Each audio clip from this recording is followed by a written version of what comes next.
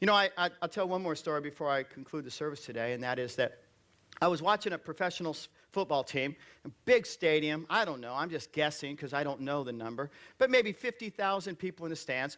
And again, it comes down to the final play of a game. Final play, the team that has the ball has to go about 80 yards. If they score, they win. If they don't score, they lose, and they got time for one play.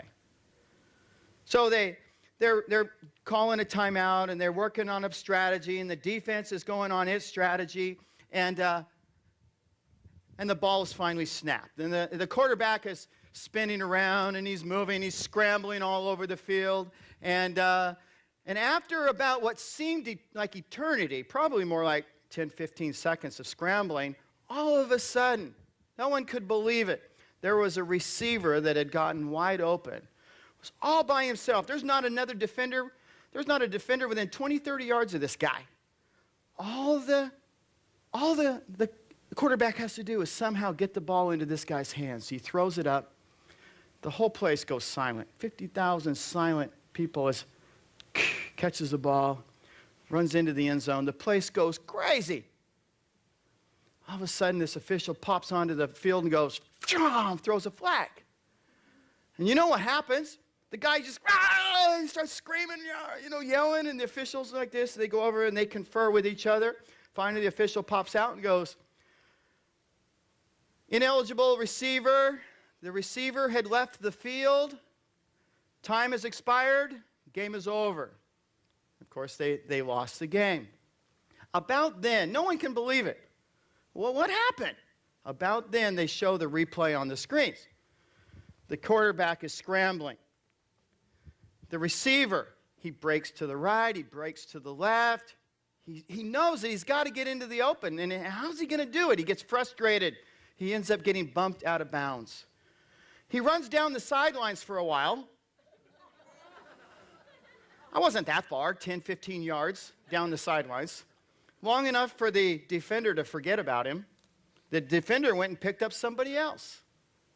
Why? Because the defender knows once you leave the field, you're no longer eligible during that play.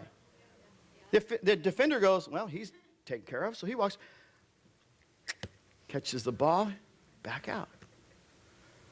Can you believe that? 49,997 people didn't see it happen. But it happened. Right. So what's the spiritual correlation here? You know, there's a lot of people that we're talking about get in the game. And I know we're all smart enough to know we're talking about a spiritual game. The spiritual contest that we've been called to. This team that we've been called to. And a lot of people, they line up. And they want the ball so badly. They want to do something significant with their life. They want to participate on this team called church, this team called Champion Life Church, whatever this game that you're called to spiritually would be. Yet the enemy is not going to just simply let you waltz down the field untouched and score a touchdown. So what do? Well, we bounce out of bounds. It may not be for that long. It may be that we're only out of bounds for 2 or 3 hours on Friday night. And then we pop back in on Sunday morning and go, throw me the ball, coach, throw me the ball. I'm wide open. Throw me the ball. Or it could be something like this, where we pop the ball and we break and we're out of bounds. It may be we're only out of bounds for 15 minutes in the middle of the night on the internet. It may be that we're only out of bounds for 5 minutes talking to the girls at the water cooler. It could be that we're only out of bounds for just when we're having that one dinner and the conversation did go a little bit sideways and